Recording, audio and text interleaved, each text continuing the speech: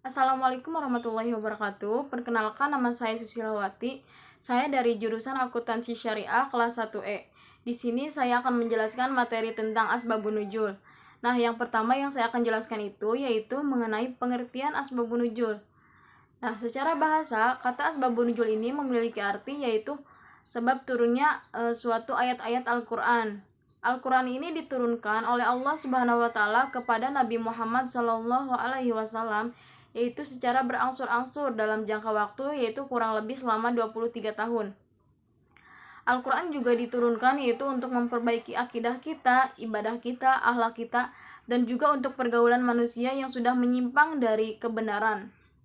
Jadi oleh karena itu dapat dikatakan bahwa turunnya Al-Quran ini ada kalanya berbentuk peristiwa dan juga ada kalanya berbentuk sebuah pertanyaan.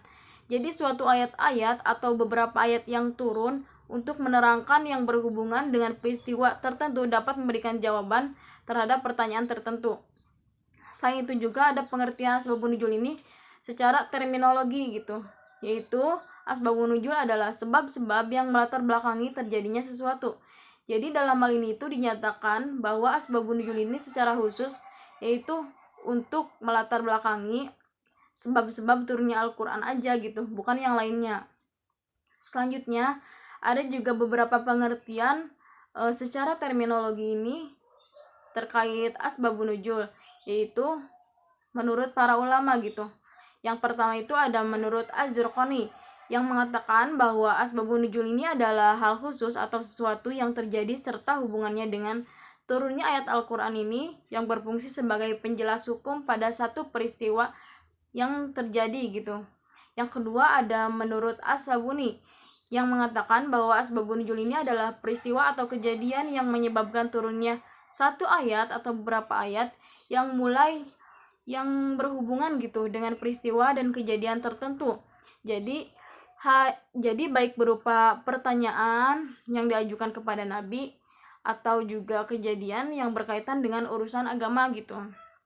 Yang ketiga ada menurut Subhi Solih, yaitu yang mengatakan bahwa asbabun nuzul ini adalah suatu yang terjadi sebab turunnya satu atau beberapa ayat Al-Quran yang terkadang menyiarkan satu peristiwa sebagai respon atasnya atau penjelas terhadap hukum-hukum ketika peristiwa itu terjadi.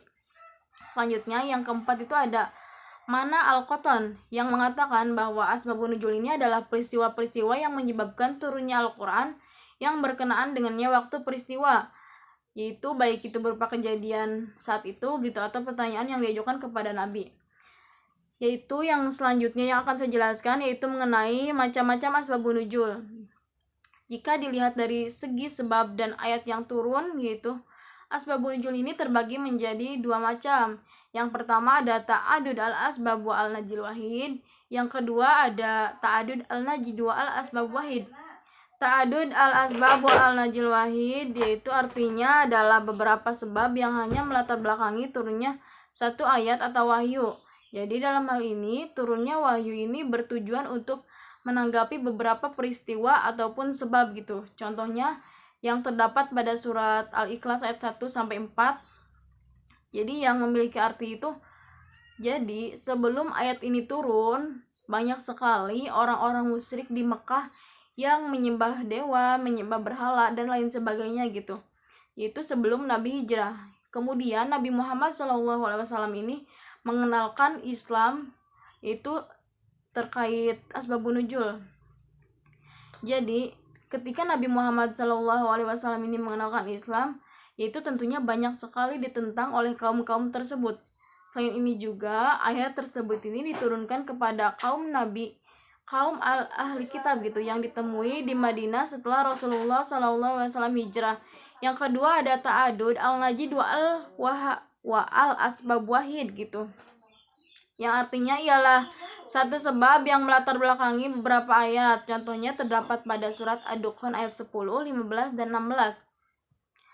Yaitu dari ayat-ayat tersebut itu asbabun nuzul ini adalah dalam suatu riwayat dikemukakan itu ketika kaum Quraisy durhaka kepada Nabi SAW ini, jadi beliau ini berdoa gitu supaya mereka mendapatkan kelaparan umum seperti kelaparan yang pernah terjadi pada zaman Nabi Yusuf gitu.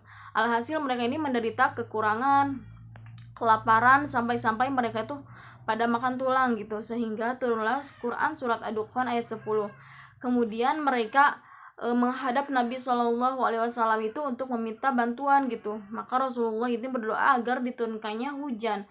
Akhirnya hujan pun turun, maka turunlah juga ayat Quran surat Ad-Dukhan ayat 15. Namun setelah mereka memperoleh kemewahan, mereka pun kembali lagi kepada itu gitu jalan yang salah, yaitu kepada kesesatan dan kedurhakaan. Maka turunlah lagi ayat Ad-Dukhan ayat 16. Jadi dalam riwayat tersebut dikemukakan bahwa siksaan itu akan turun di waktu perang Badar gitu.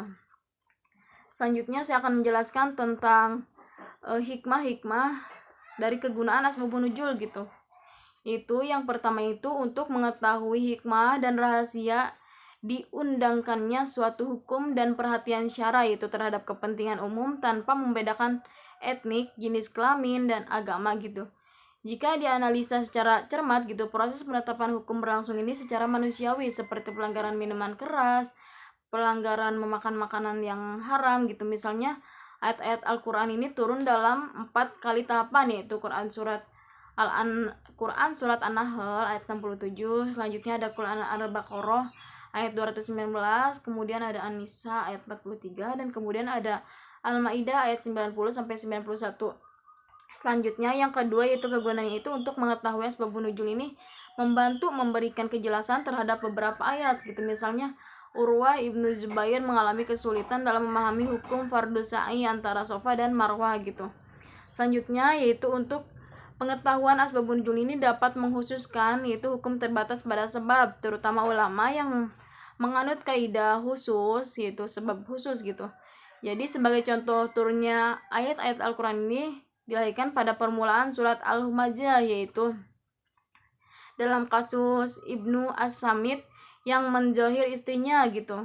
Selanjutnya ada yang keempat, yang paling penting ialah asbabun nuzul ini dapat membantu memahami apakah satu ayat itu berlaku umum atau berlakunya khusus gitu. Selanjutnya dalam hal apa ayat itu diterapkan maksud yang sesungguhnya suatu ayat dapat dipahami melalui asbabun nuzul.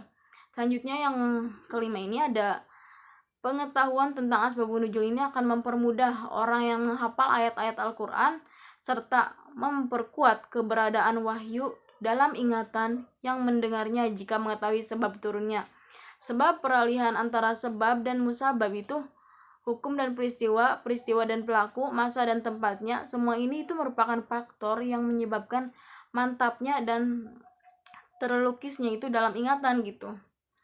Jadi intinya asbabun nuzul itu adalah sebab-sebab turunnya Al-Quran gitu, sejarah turunnya Al-Quran gitu. Itu saja yang dapat saya sampaikan, kurang lebihnya mohon maaf. Wabillahi taufiq wal hidayah. Wassalamualaikum warahmatullahi wabarakatuh.